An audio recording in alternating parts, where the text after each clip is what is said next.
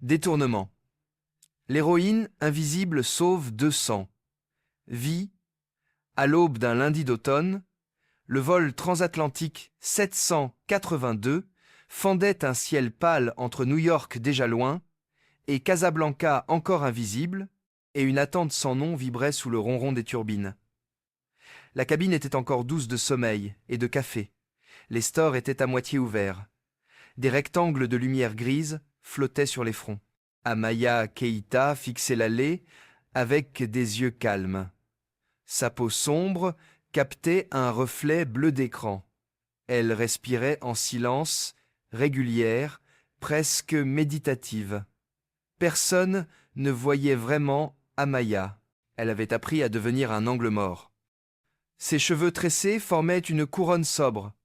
Ses mains semblaient détendues sur une couverture fine. Mais son esprit balayait chaque détail. Elle notait le bruit des ceintures. Elle notait l'odeur métallique de l'air conditionné. Elle notait le décalage de 3 secondes entre l'annonce et le léger souffle dans les haut-parleurs. Elle notait surtout un regard qui glissait trop souvent vers l'avant. Derrière elle, un enfant comptait ses crayons. Plus loin, une femme priait avec un chapelet de bois. Le ciel dehors était un plateau de mercure. Le temps semblait suspendu dans une bulle pressurisée. Un steward nommé Idriss souriait avec fatigue. Il ajustait un gilet noir impeccable. Un homme large d'épaules dans le rang 9 regardait Amaya. Il avait des yeux de soldat en congé. Sa mâchoire portait une barbe courte. Sur sa main droite, un discret tatouage d'encre. Il s'appelait Jonas Mercer, commandant des Navy Seals. Il rentrait d'une mission lointaine. Il lisait un roman à la couverture pliée. Mais ses yeux lisaient l'espace, plus que les mots. Il vit l'immobilité maîtrisée d'Amaya. Il reconnut une discipline intérieure. Le temps glissa jusqu'à la première secousse d'incident. Un claquement sec retentit derrière la porte de service arrière.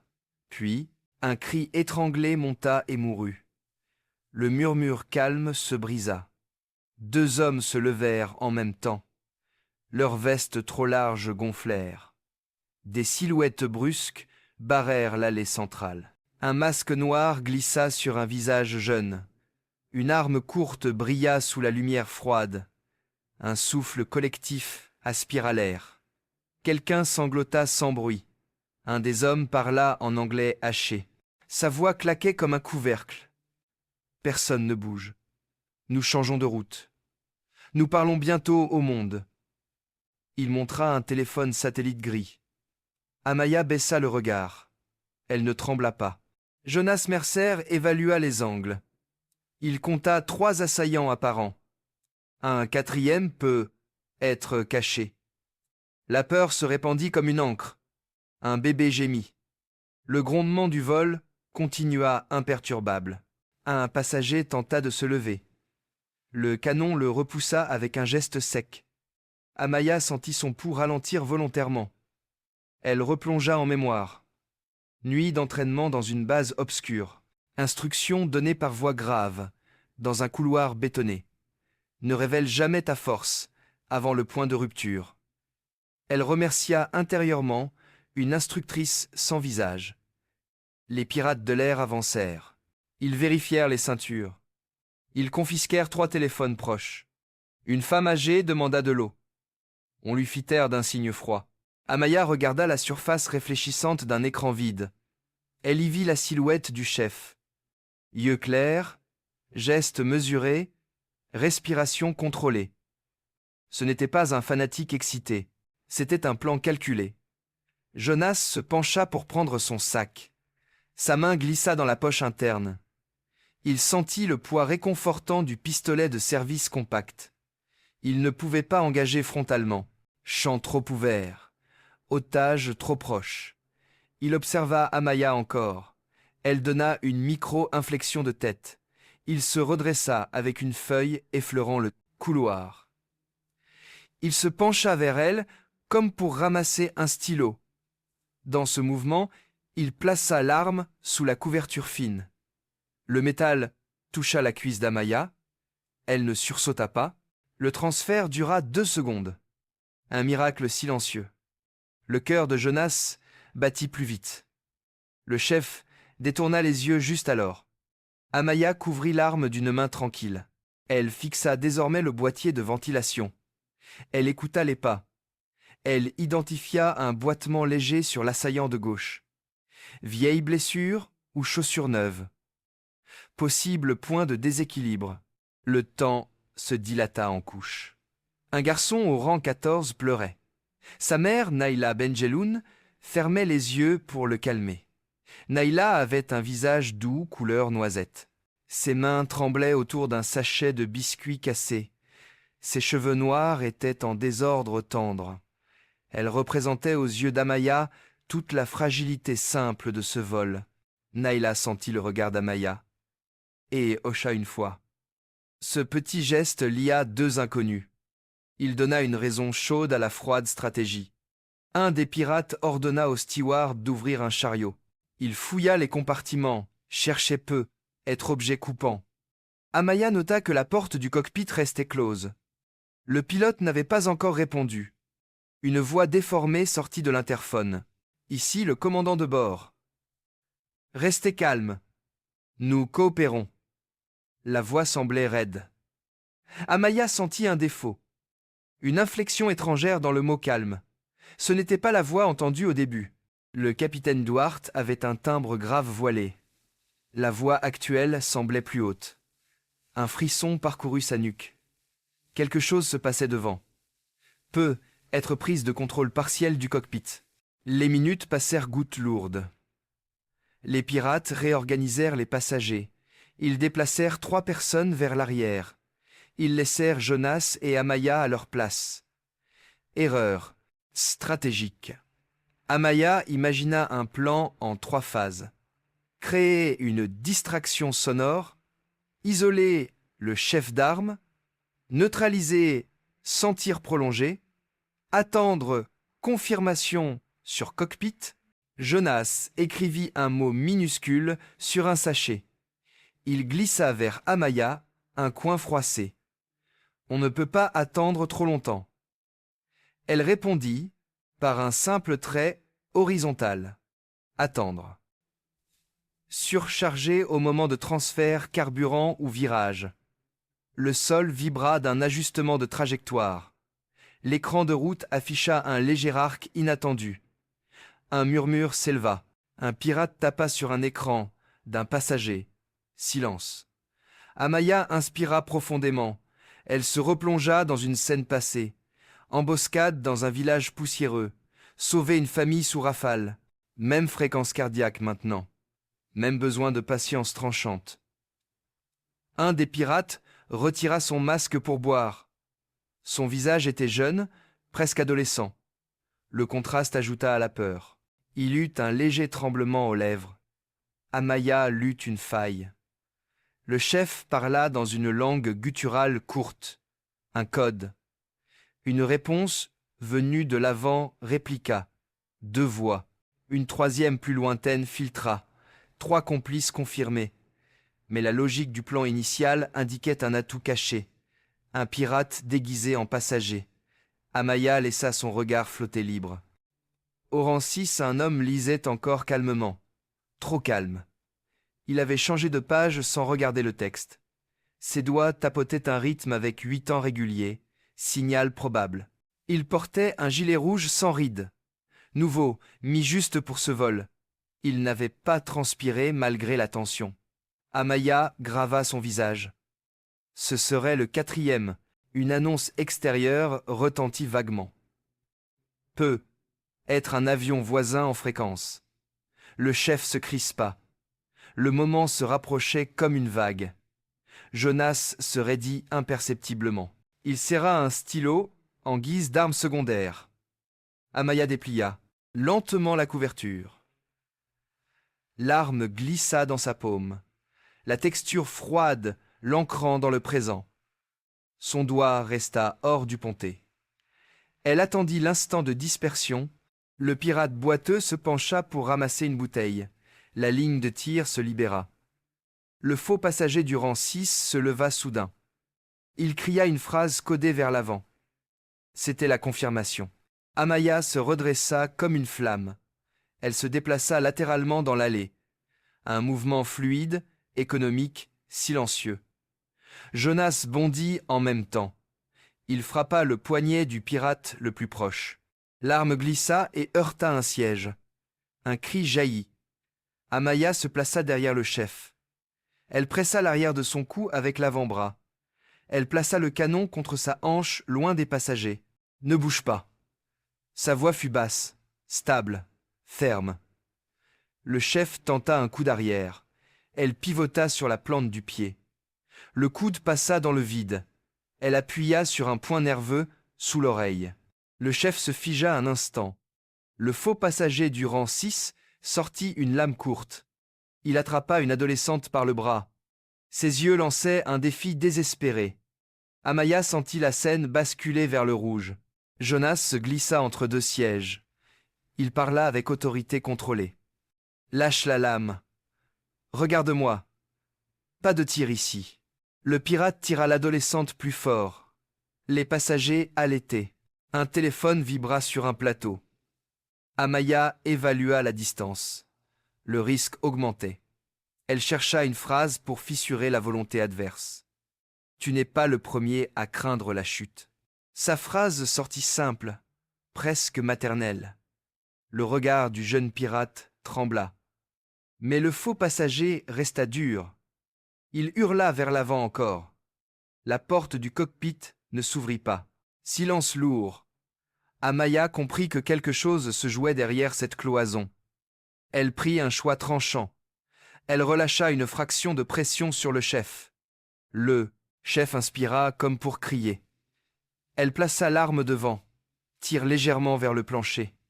Le bruit claqua bref, sec, absorbé par la moquette. Personne blessée. Message clair. Le faux passager sursauta. La lame glissa de sa main. Jonas la balaya avec son pied. Il projeta l'homme contre un accoudoir. L'adolescente tomba dans les bras de Naïla. Le jeune pirate masqué tomba à genoux en pleurant. Ses épaules se secouaient d'une peur brute. Le chef tenta de mordre. Amaya l'assomma d'un coup précis sur le plexus. Il s'effondra dans un souffle. La cabine vibrait d'une énergie électrique, mais la porte du cockpit restait fermée. Un silence nouveau, plus froid, monta. Jonas regarda Amaya. Le regard disait « Et maintenant ?» Elle avança dans l'allée. Elle ramassa une paire de menottes plastiques sur un pirate. Elle lia les poignets du chef inconscient. Elle donna l'arme à Jonas pour couverture arrière. Elle prit un couteau pliant ramassé. Elle s'approcha du cockpit lentement. Elle colla l'oreille contre la surface. Bruissement brutal à l'intérieur. 2 voix. Une respiration sifflante. Un choc contre un panneau. Elle frappa 3 coulants codés. Réponse. Un seul coup faible. Le protocole de détresse interne qu'elle connaissait. Le capitaine Duarte n'était pas libre. Le copilote Lina Novak était peu, être encore active. Amaya chercha dans la mémoire la mécanique de la porte blindée. Elle renonça à toute tentative forcée, risquée. Elle prit le micro-interphone. Ici, passagère, siège onde C. Menace cabine neutralisée temporairement. Besoin d'état cockpit. Silence. Puis, une voix étranglée de femme. Contrôle partiel repris. Maître chanteur encore debout. Il a l'âme sur gorge du capitaine. Amaya sentit le sang affluer à ses tempes. Elle chercha un plan sans tir à travers une porte. Impossible et dangereux. Elle observa la charnière supérieure. Jonas arriva derrière. Nous devons lui donner un levier moral. Amaya pensa à la fragilité en face. Elle prit une décision émotionnelle stratégique. Elle parla d'une voix forte vers la porte. « Je suis Amaya Keïta. Derrière moi 50 vies. Ici déjà des blessures d'âme que tu ne guériras pas. Relâche et demande un couloir d'atterrissage. Nous voulons vivre. Tu veux raconter. Ta voix compte plus avec témoins vivants. » Silence. Danse. Un gémissement du capitaine. La voix du maître resta muette. Amaya ajouta une phrase douce. Je connais la peur de disparaître comme poussière. Encore silence. Puis Lina parla. Il hésite. Il veut preuve, contrôle cabine. Amaya tourna vers les passagers. Elle demanda d'allumer les liseuses en même temps. Flash collectif de lumière blanche en rangée. Elle transmit la vision en mots. Les lumières sont nos battements unis. Tu peux choisir la nuit ou la preuve de ton pouvoir non sanglant. La poignée interne bougea. Un déclic. La porte s'entr'ouvrit d'un doigt de métal. Un œil sombre apparut. Amaya vit la lame contre la gorge de Duarte, une fine goutte de sang. Lina était penchée sur les commandes. Altitude stable, mais route modifiée. L'œil la jaugea. Tu n'es pas simple passagère. Sa voix était rauque. Non. Je suis quelqu'un qui ne veut plus tuer. La phrase vibra de sincérité. Elle n'était pas une pause, c'était une fatigue ancienne. L'œil cligna. La lame pressa plus fort. Amaya sentit une urgence brûlante. Elle décida de révéler un morceau de passé. J'ai sorti un enfant d'un feu en Sierra. Je n'ai pas tiré ce soir-là. Je n'ai pas besoin de tirer ici. Choisis un couloir de justice plutôt qu'un cercueil métallique éclaté. Lina murmura quelque chose à l'oreille du maître. Peut être un cap proposé. Le maître jura. Il voulut refermer la porte. Amaya glissa sa main dans l'interstice. La douleur aiguë lui coupa le souffle, mais elle tint. Jonas arriva pour soutenir. Le maître tira plus fort. La porte vibra. Amaya serra les dents. Son doigt fut presque écrasé. Le maître se détourna un instant de Duarte. Lina saisit la lame par le plat. Elle guida la main de Duarte vers un levier secondaire. Duarte donna un coup de coude dans les côtes du maître. La lame tomba.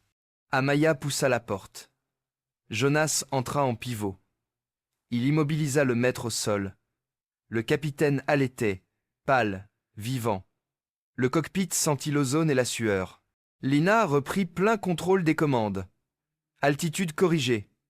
Cap reprogrammé. Un message d'urgence envoyé. Amaya recula lentement. Elle sentit la main de Naïla sur son bras. « Merci, dit Naïla, d'une voix brisée. Amaya hocha sans mots. La tension retomba en vagues irrégulières. Des passagers riaient nerveusement. D'autres sanglotaient. Jonas s'assit brusquement comme vidé. Le jeune pirate pleurait toujours. Il demandait qu'on dise à sa mère qu'il était désolé. Amaya le regarda longtemps. Elle ressentit une fatigue lourde ancienne. Elle pensa à toutes les vies abîmées autour. Le ciel dehors éclaircissait vers un bleu pâle. Le soleil levant peignait l'aile d'or froid. Un silence pensif se posa. Amaya remit l'arme à Jonas. Elle s'essuya le sang du doigt écrasé. Une douleur sourde montait. La cabine reprit un souffle commun. Un steward distribua de l'eau tremblante. Lina annonça la descente contrôlée. « Nous allons atterrir sous escorte. Restez assis. » La terre apparut comme une peau grise mouchetée. Les nuages se déchirèrent. La piste grandit. Le train sortit dans un grondement rassurant. Les passagers retinrent un souffle. L'avion toucha le sol avec 2 rebonds secs. Freinage. Inversion poussée. Ralenti long. Enfin arrêt. Les moteurs diminuèrent jusqu'au chuchotement. Un applaudissement hésitant éclata, puis mourut. Personne ne savait si célébrer ou pleurer. Des véhicules encerclèrent l'appareil. Lumière bleue tournante comme un balai froid. Amaya resta assise. Elle ne chercha pas les regards. Jonas par là-bas. Tu as sauvé ce vol. Amaya répondit doucement. Nous avons limité la chute. Ce n'est pas la même chose. Elle regarda le jeune pirate menotté. Il semblait redevenir un garçon perdu. Elle sentit dans sa poitrine une fissure ouverte. Elle sut que la nuit suivante serait longue. Les autorités montèrent à bord. Questions rapides. Témoignages confus. Jonas donna son rang. Amaya donna un nom, pas son passé. Elle refusa une interview. Elle refusa une photo héroïque. Elle voulait rester cette zone discrète. Naïla serra sa main longtemps. Son fils dessina un soleil sur un sac malade et le tendit. Amaya accepta le dessin. Un symbole fragile de continuité simple. En descendant l'escalier mobile, elle sentit le vent humide. L'air libre avait un goût métallique différent. Elle regarda l'avion derrière, une machine immense redevenue simple objet. Elle imagina la rumeur qui gonflerait bientôt. Elle soupira. Elle ne se sentit ni triomphante, ni brisée. Elle se sentit simplement vivante et responsable. Elle s'éloigna vers la tente médicale. Le jour avançait déjà. Le monde continuait. Le bruit du trafic lointain reprenait. Amaya serra le dessin du soleil dans sa main bandée.